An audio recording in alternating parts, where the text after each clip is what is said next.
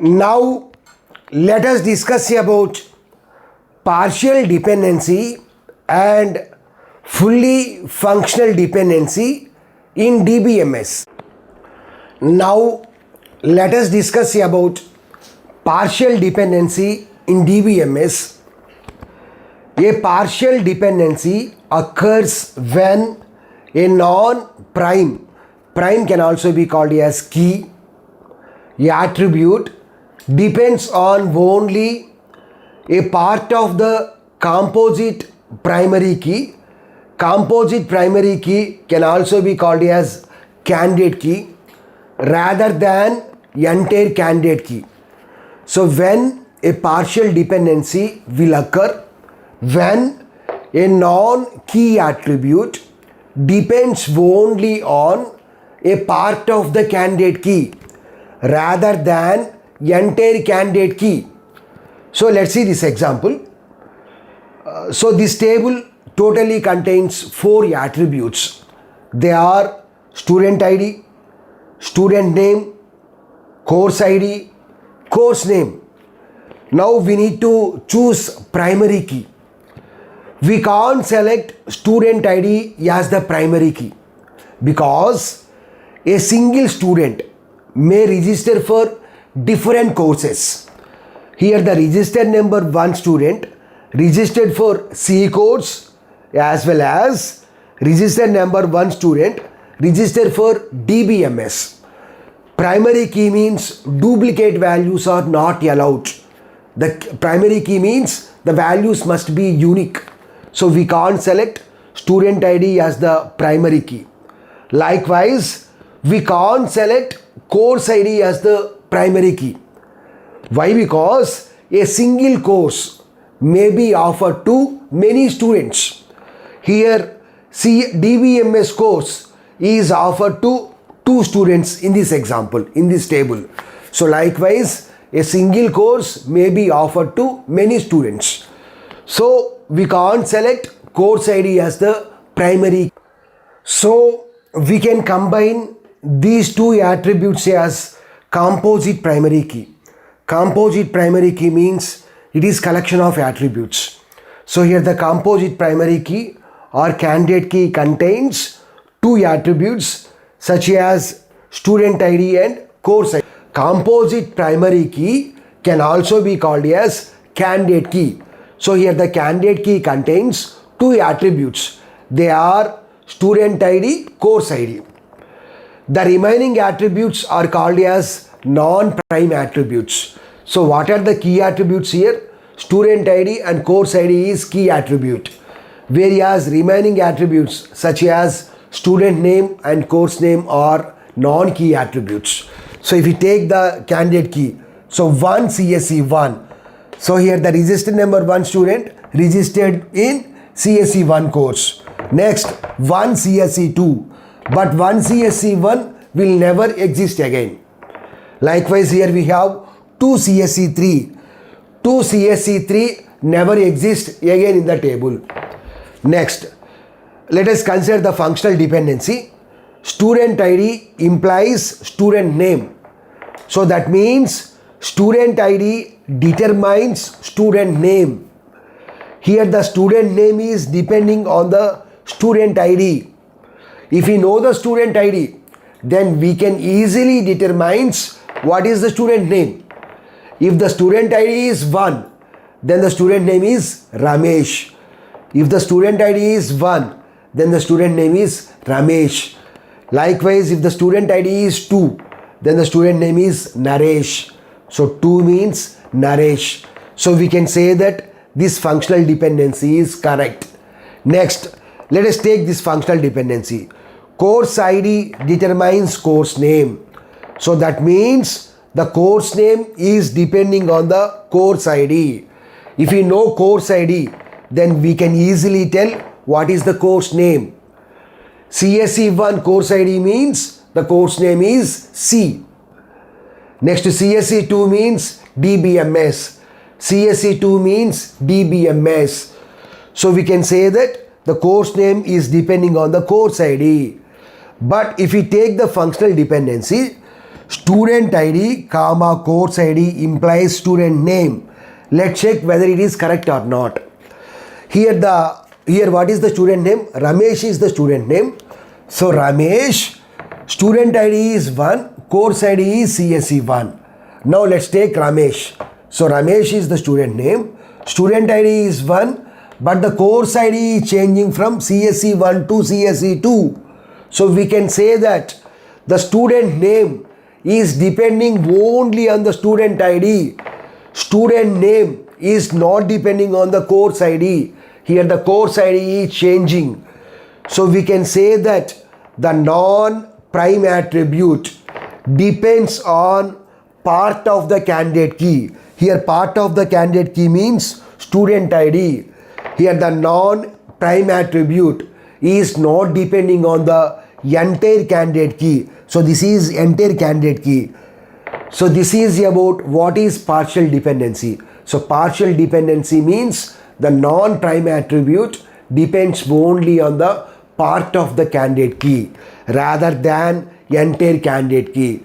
So we have to eliminate the partial dependency. We have a concept called second normal form. So to show that a relation is in second normal form, then we have to eliminate partial dependency. So in second normal form, we will discuss about how to eliminate the partial dependency. Now let us discuss about fully functional dependency in DBMS. A fully functional dependency occurs when a non-prime attribute depends on entire composite primary key and not on a subset of the key. So we can say that a fully functional dependency occurs when a non-prime attribute can also be called as key attribute.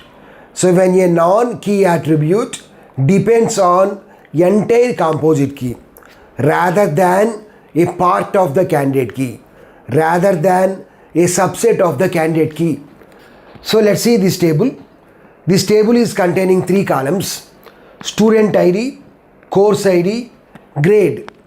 Now we have to select primary key. We can't select student ID as the primary key. Why? Because a student may register for different courses. So but primary key means it must be unique. Duplicate values are not allowed. So we can't select student ID as the primary key. Likewise, we can't select course ID as the primary key. Why? Because a same course may be offered to different students. So that's why here we are choosing composite primary key. Composite primary key means collection of attributes.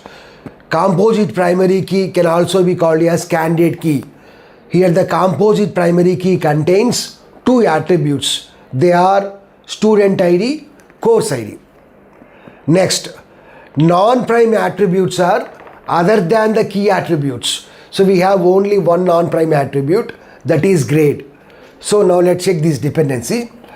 Non-prime attribute depends on entire composite key. Here what is the non-prime attribute? Grade. So let's take this functional dependency, grade. So grade is depending on the non-prime attribute is depending on entire candidate key. Here what is the candidate key?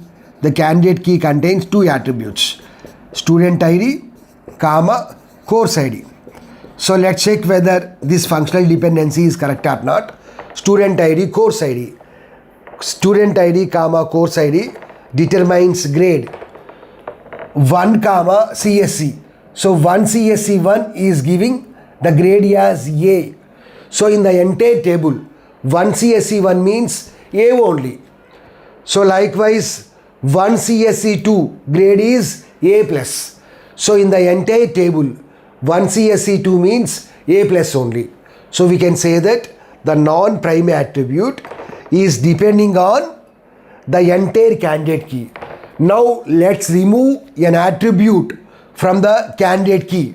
Let us remove course ID. So now the functional dependency will be like this. Student ID implies grade.